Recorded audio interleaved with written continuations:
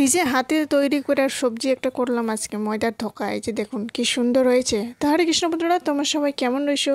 তো বন্ধুরা, সকাল থেকে ব্লগটা স্টার্ট করলাম। এই যে দেখুন, এই যে সকালের কাম কাজ সেরে নিয়েছি, একটু ভাত বসিয়ে দিলাম। তো সকালে আগে এই যে ভাতে বসাই দিই কোনসম করে ভাত, নালে রুটি এগুলাই। তো ভাতটি খাওয়াই দিলে মানে চিন্তা থাকে না, দুই এক ঘন্টা মতো আরামসে থাকা যায়, 1 ঘন্টা মতো থেকে তাও। তো তাড়াহুড়া করে এদিকে আমি পূজার কামও ছিল, এদিকে ওরে খাওয়াই দিয়ে এদিকে আমি পূজার কাম আরম্ভ করব। তো আজ বানাবো এই যে ময়দার ধোকার সবজি। তো ময়দাগুলো সুন্দর করে মেখে আমি এই যে একটু ঢাকনা দিয়ে রেখে দিলাম 5 মিনিট মতো, ততক্ষণ আমি পূজার কামও সেরে নিব। এই যে পূজার কামও হয়ে গেছে, ভগবানের প্রসাদ দিয়ে দিই। তো আজ একটু ভালো করে দিলাম ভগবানকে। তো আজ বাজার থেকে মানে একটু মিষ্টি দই, তারপর মিষ্টি এই যে চিড়া দিয়ে সুন্দর করে ভিজাইয়ে ঠাকুরকে দিয়ে দিলাম, ভগবানকে দিলাম। তারপর সকালের প্রসাদটি পেয়ে তারপর এদিকে আমি দুপুরে রান্নাটি আরম্ভ করব। এই যে দেখুন, ময়দার ধোকাগুলো সুন্দর করে আমরা ধুয়ে 5-6 বার মতো ধুয়ে তারপর এই যে নরম অংশটি বের করে নেব। তারপর এই যে সুন্দর করে তেলের মধ্যে ভাজি করে নেব। ছোট ছোট করে ভাজলাম আজকে, বেশি বড় হলে মানে অনেক তেলটাও তেমনই লাগে।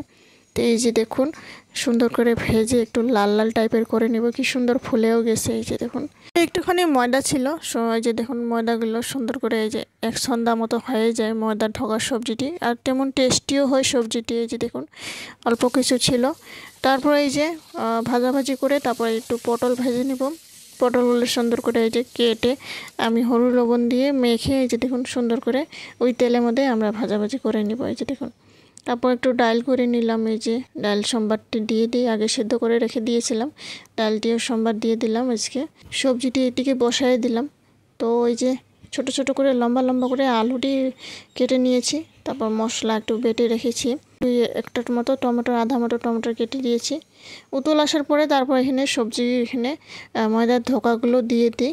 এই যে দেখুন, একটু স্বাদ অনুযায়ী চিনি দিয়ে দেবো, তারপর ঢাকনা দিয়ে রেখে দিব। এই যে 2 মিনিট মতো ঢাকনা দিয়ে রেখে দিব, তারপর আমাদের সবজি একেবারে রেডি হয়ে যায়। সামান্য একটু ঘি ছড়িয়ে দিলাম, তারপর ধনিয়া পাতা কেটে দিয়ে এই যে সুন্দর একটা কি সুন্দর মাখো মাখো সবজিটি হয়ে যায়। তারপর আমাদের সবজি একেবারে রেডি। তারপর ওরে আগে খাওয়াই দিই, ওরে স্নানও করে দিয়েছিলাম, স্নান করে দিয়ে তারপর খাওয়াটা খাইয়ে দিই।